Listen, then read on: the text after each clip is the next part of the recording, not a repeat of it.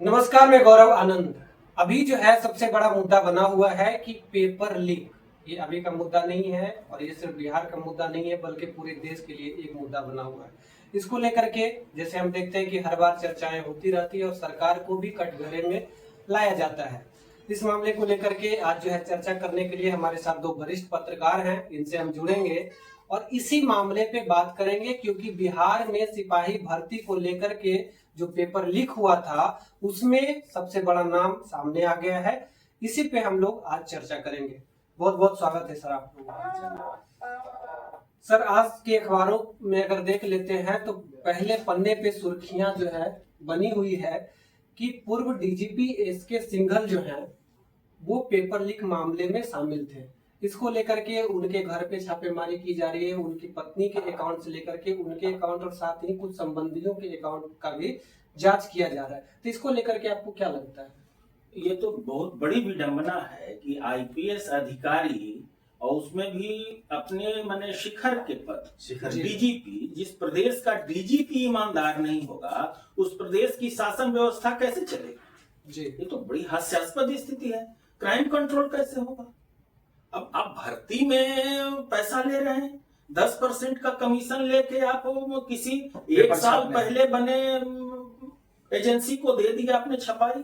और सबसे दुर्भाग्यपूर्ण क्या है कि उस नई एजेंसी ने जिसने लिया छापने का ठेका जी, वही वहां से लीक करके संजीव मुखिया को जानकारी दी कि ऐसे ऐसे क्वेश्चन की जानकारी जैसे भी मैंने वहां का स्टाफ दिया और डीजीपी ऐसा हो जाएगा तो प्रशासन कैसे चलेगा, शासन कैसे चलेगा? और उनको एसके सिंघल को मुख्यमंत्री का बड़ा करीबी माना जाता है और गुप्तेश्वर पांडे के वीआरएस लेने के बाद वो चुनाव लड़ने के लिए वीआरएस लिए थे।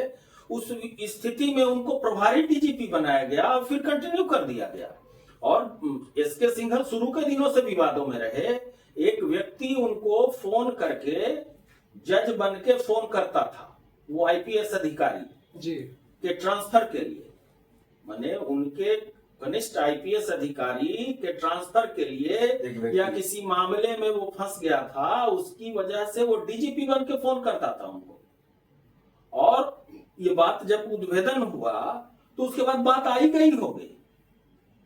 जैसे इस मामले का जब उद्भेदन हुआ तो उसकी जांच होनी चाहिए, तो जांच क्यों नहीं हुई? आज तक इसका नहीं सामने आ सका कि आखिर उसका परिणाम क्या हुआ जी। तो जब इस तरीके से जो है उस मामले में ये संलिप्त थे तो इसके बावजूद जो है इनको इस तरीके से करने दिया गया, क्या सरकार के निगरानी में ये नहीं हुई है? देखिए, सरकार के जानकारी में चीजें रहती हैं नहीं रहती हैं, ये सब पर्दे के पीछे की बात है जी। सरकार आखिर बिना जांची पड़ताल के कैसे किसी को प्रमुख पद पर बैठा देती है जी? सरकार को उनका बैकग्राउंड जानना चाहिए कि जिसको हम पूरी जवाबदेही दे रहे हैं शासन व्यवस्था की, डीजीपी इन द सेंस की पूरी पुलिस व्यवस्था उसके जिम्मे, स्टेट पुलिस चीफ, बिल्कुल।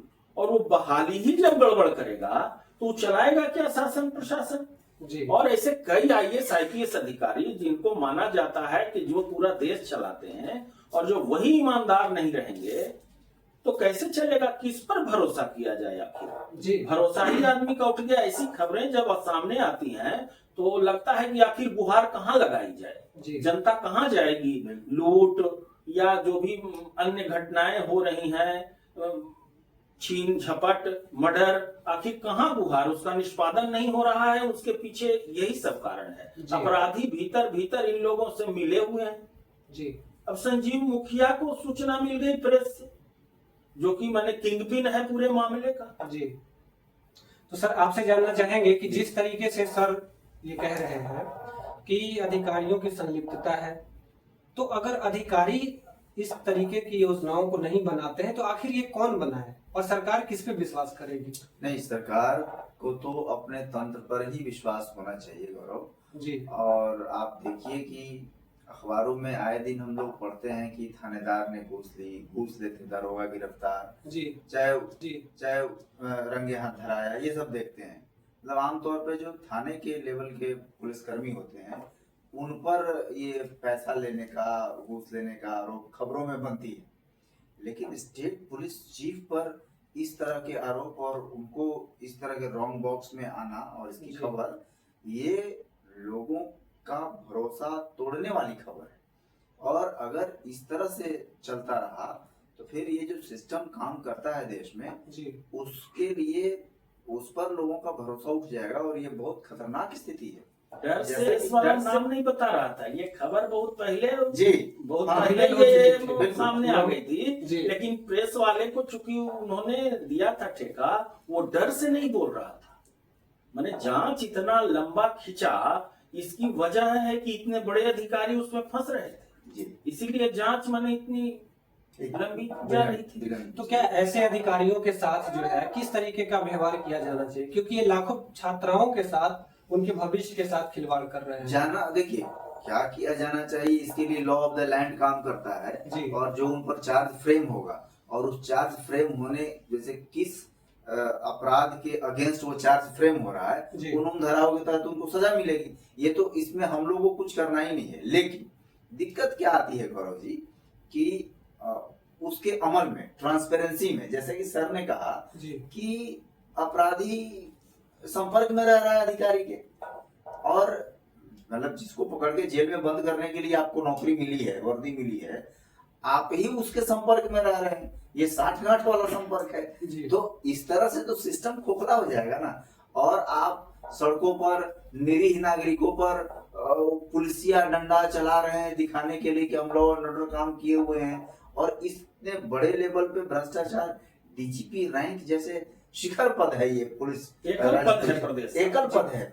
तो सबसे बड़ा सवाल है सर कि अगर छात्र जो है सड़क पे उतरता है तो उसके लिए जो है पुलिस झंडा लेकर आ जाती है, लेकिन जब इतने बड़े अधिकारी उस मामले में लिप्त हैं तो फिर इन पे किस तरीके की कार्रवाई होनी चाहिए। जैसे सर ने अभी बताया कि उनके बारे में ऐसा नहीं है कि ये पहले बार ये मामला प्रकाश में आया है, इससे पहले भी जो है वो डर से नाम प्रेस वाला नहीं दे रहा था। जी, तो ये देखिए कि प्रेस वाला नहीं दे रहा था। और पुलिस महकमे, संजीव सिंघल के बारे में पहले भी विवादों की बात थी।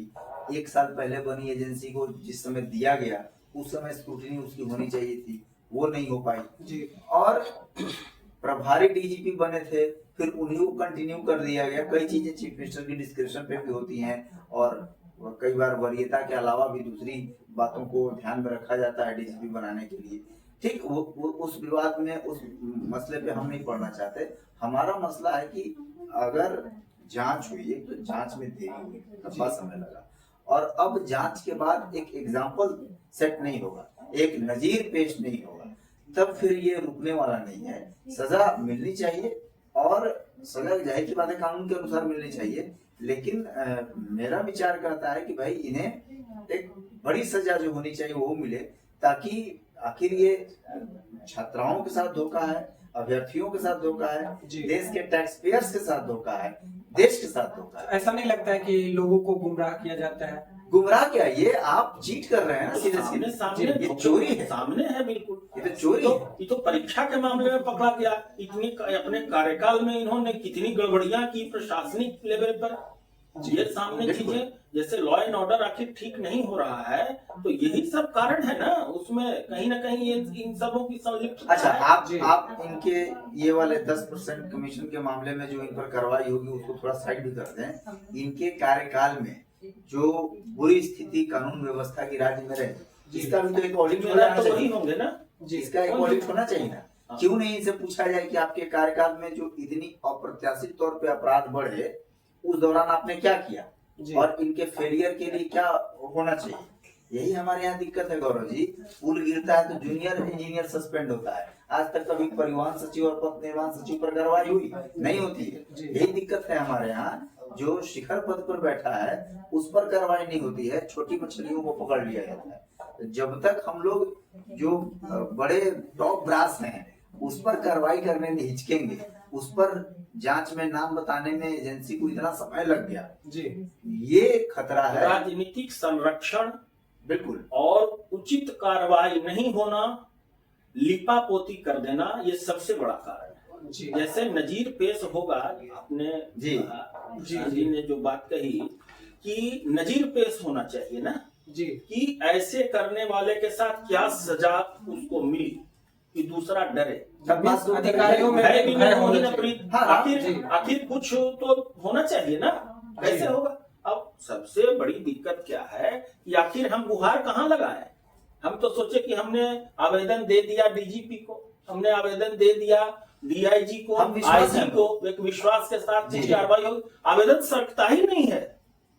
माने ऐसी ही 99% ऐसी घटनाएं हैं कि आवेदन सरकता ही नहीं है, जहां के तहां पड़ा हुआ है। तो इन सब से तो जनता का विश्वास होगा, और जनता जब उग्र हो जाएगी तब कुछ भी हो सकता है। आप देखिए पड़ोसी देश में क्या हुआ जी। तो शासन और प्रशासन के विरुद्ध अगर जनता उग्र हो गई तब क्या होगा, ये आपका उसका परिणाम क्या होगा वो तो उस समय जानेगा। लोग इस ढंग की खबरें अगर बराबर आने लगेंगी, और जब जो ऊपर बैठे लोग ही सब गड़बड़ करने लगेंगे तो उनको क्यों बैठने दिया जाएगा जी।